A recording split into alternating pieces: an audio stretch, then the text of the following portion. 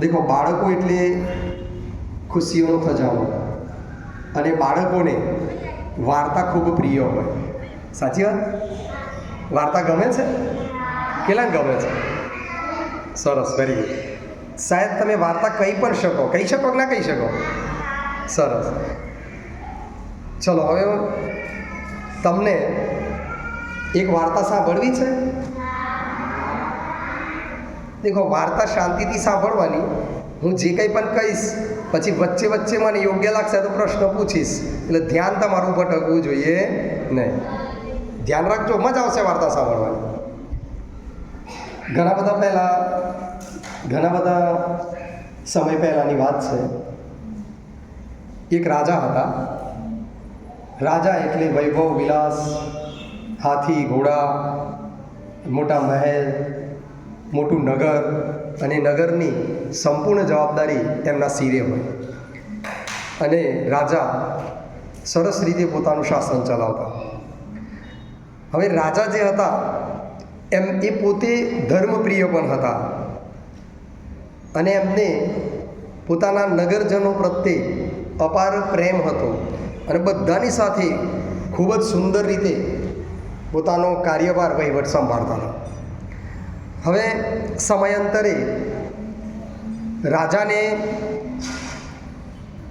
એવું થયું કે મારે કોઈ એક સારી ટેક લેવી જોઈએ.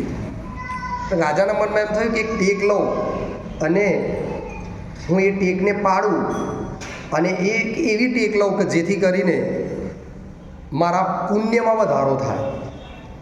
રાજાને એવું લાગ્યું કે પુણ્ય કમાવા માટે શું કરું?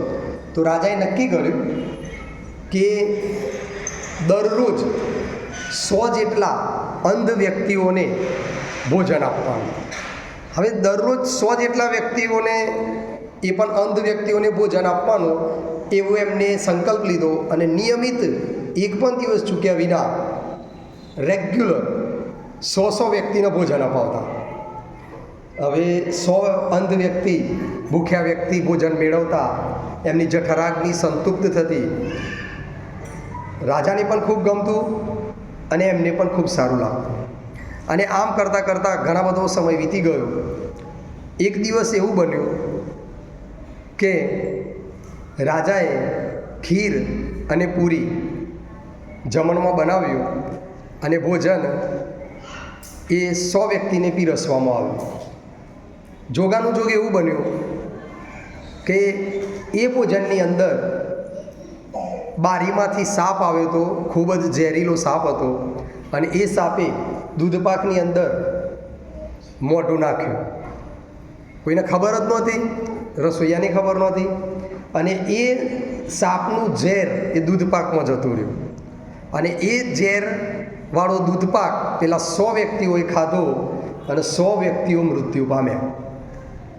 હવે આ ઘટના બની એટલે રાજા ખૂબ જ દુઃખી થઈ ગયા. રાજાએ વિચાર્યું કે હું તો પુણ્ય કમાવા માગતો હતો, હું તો સારું કાર્ય કરવા માગતો હતો, પરંતુ જાણતો અજાણતો જ મારાથી એમનાથી ખોટું થઈ ગયું. હવે એ માટે ચિંતિત થઈ ગયા. એમને વિચાર્યું કે હવે આ માટે હું કોને જવાબદાર ગણું? એમને તો એવું લાગ્યું કે શાયદ મારી જ કોઈક ભૂલ, અથવા આ મારા ખાતામાં, આ મારા પાપ તરીકે લખાશે, તો એનું પ્રાયશ્ચિત થવું જોઈએ. અને પ્રાયશ્ચિત માટે રાજાએ મોટો વૈભવ વિલાસ, રાજ મહેલ બધું છોડી દીધું, અને નક્કી કર્યું કે હું જંગલમાં જઈશ, અને જંગલની અંદર ઘોર સાધના તપશ્ચર્યા કરીશ, અને મારા જે પાપ થઈ ગયું છે એ પાપનો પ્રાયશ્ચિત કરીશ. દેખો, પ્રાયશ્ચિત કરવું, એક વાક્ય છે, હા પછતાવો વિપુલ જળનું સ્વર્ગથી ઉતર્યું, પાપી તેમાં ડૂબકી દઈ પુણ્યશાળી બને છે. સાચી વાત છે. જ્યારે આપણે સાચા હૃદયથી પછતાવો વ્યક્ત કરીએ તો એ પાપ ધોવાઈ જતું હોય છે, અને ભગવાન પણ માફ કરી દેતા હોય છે. તો એને એવું વિચાર્યું, અને ચાલતો રાજા તો નીકળ્યો એક નગરથી બીજા નગરે. એમ કરતો જંગલમાં જવા, તો વચ્ચે આકસ્મિક રસ્તાની અંદર એક મોટું નગર આવ્યું. એમને વિચાર્યું કે લાવો ને નગરમાં જઈને રોકાઈએ. અને રાજા તો હતા, તો નગરમાં ગયા, અને ગામમાં જઈને પૂછ્યું એ નગરની અંદર કે ભાઈ અહીંયા આ ગામમાં ધર્મપ્રિય કોણ છે?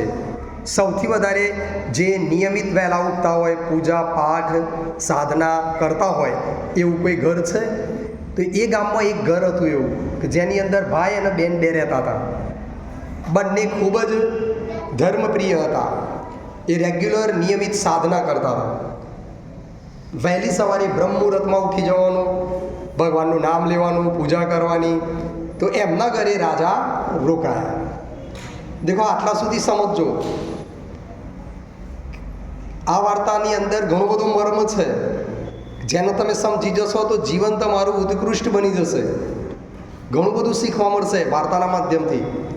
હવે બન્યું એવું કે રાજા તો ત્યાં રોકાઈ ગયા. હવે એ ઘરમાં ભાઈ અને બેન બે હતા. હવે ભાઈ અને બેન બંને એ ઘરની અંદર રાત્રે સમયસર સૂઈ ગયા. એ રાજાને પણ એમને એક રૂમની અંદર જગ્યા આપી અતિથિ માટે, અને એ ત્યાં રોકાયા. વહેલી સવારે ભાઈ અને બેન બંને એમના ક્રમ પ્રમાણે વહેલા ઉઠી ગયા. બ્રહ્મ મુહૂર્તમાં વહેલા ઉઠી અને સાધનામાં બેસી ગયા. હવે એ વખતે ધ્યાનમાં બેઠા હતા. તો પેલી એમની જે બેન હતી એ રોજ કરતાં કંઈક વધારે સમય સુધી ધ્યાનમાં બેસી ગઈ. એટલે પેલા જે એમના ભાઈ હતા એમને એમ થયું કે આટલું બધું લાંબો સમય સુધી કેમ ધ્યાનમાં બેઠા છો? એટલે એમને જેવું ધ્યાન પૂરું થયું એટલે બેનને કહ્યું કે રોજ કરતાં તમે વધારે સમય સુધી કેમ ધ્યાનમાં બેઠા? તો જોજો હવે. ત્યારે એમને શું કહ્યું કે હું ધ્યાનમાં હતી અને ધ્યાનમાં મારું સૂક્ષ્મ શરીર દેવલોકમાં પહોંચ્યું અને ત્યાં ધર્મરાજા હતા અને ધર્મરાજા ત્યાં વિમાસણમાં હતા, ચિંતામાં હતા. ધર્મરાજા કઈ ચિંતામાં છે? કોઈ વિચાર્યું? શું વિચાર્યું? પેલા રાજા જે હતા એમને શું તકલીફ પડી કે રાજાનો ન્યાય કરવાનો હતો ધર્મરાજાએ, કે પેલા રાજાએ જે 100 વ્યક્તિઓનું પાપ હતું ને, એટલે ધર્મરાજા વિચારમાં પડ્યા હતા કે આ પાપ કોના ખાતામાં લખવું. રસોઈયો એ હતો, સાપ પણ હતો. રસોઈયાને ખબર નહોતી, સાપ હતો એ પણ અજાણ હતો, એની કોઈ ઈરાદો નહોતો. પેલા રાજાનો ઈરાદો સારો હતો. તો હવે આ પાપ કોના ખાતામાં લખવું, આ પ્રશ્ન એમના મનમાં ઉદ્ભવ્યો. જવાબ ના આપી શક્યા ધર્મરાજા. અને પછી એ બેને કહ્યું એના ભાઈને, આ વાત કોણ સાંભળી ગયું? બાજુના રૂમમાં રાજા. કોણ સાંભળી ગયું? એટલે રાજાએ તો સાંભળી લીધું. હવે જોજો, રાજાને એક જ દિવસ રોકાવાનું હતું. પછી રાજાએ શું નક્કી કર્યું? હજી એક દિવસ વધુ રોકાવ. એક દિવસ વધુ રોકાવ તો ખબર પડે. ખબર તો પડે કે ભાઈ મને શું સજા આપશે ભગવાન? ધર્મરાજા શું નક્કી કરશે? એટલે એણે એવું કહ્યું રાજાએ કે મારે હજી એક દિવસ અહીંયા રોકાવું છે. પેલા અમને અનુમતિ આપી, રજા આપી. રાજા ફરી પાછા એક દિવસ રોકાયા. હવે જ્યારે રાજા બીજા દિવસે રોકાયા, ફરી પાછો એક ક્રમ થયો. વહેલી સવારે ઉઠ્યા, ધ્યાનમાં બેઠા અને ધ્યાનની અંદર સાધનામાં હતા એમના બેન. ફરી પાછા સૂક્ષ્મ સ્વરૂપે દેવલોકમાં પહોંચ્યા. ત્યાં ધર્મરાજા હતા અને ધર્મરાજાએ એ વખતે નક્કી કર્યું કે એ 100 વ્યક્તિઓનું પાપ કોના ખાતામાં લખ્યું ખબર છે? એ ગામના લોકોના ખાતામાં. એ ગામમાં જે લોકો રહેતા હતા ને, જે ગામમાં રાજા રોકાયો હતો, એમના ખાતામાં ફાળવી દીધું. કેમ? પેલી બેન વિચારમાં પડી કે આવું કેમ બન્યું? એટલા માટે કે એ લોકો બહાર રાજાની ખોટી વાતો કરતા હતા. કારણ કે રાજા 2 દિવસ રોકાય એટલે બહાર બધા ગામ લોકો ભેગા થઈ નિંદા કરતા હતા. ખોટી વાતો એટલે નિંદા. ખોટી વાતો એટલે નિંદા કરવી જોઈએ. આમને ખોટી નિંદા કરી રાજાની. હજી સુધી રહ્યા છે ને કંઈક હશે ને પેલી છોકરી છે ને ઘરમાં ના રહેવાય, આમ પાછળ ઘણું બધું બોલ્યા જેમાંનું કશું હતું નહીં. છતાં લોકોએ પાછળ વાતો કરી અને બધી જ નિંદાના કારણે એ રાજાની નિંદા થવાથી એ રાજા સત્યનિષ્ઠ હતા અને એ રાજાનું બધું જ પાપ ગામના લોકોના ખાતામાં આવી ગયું. તો તમને શું સમજાયું?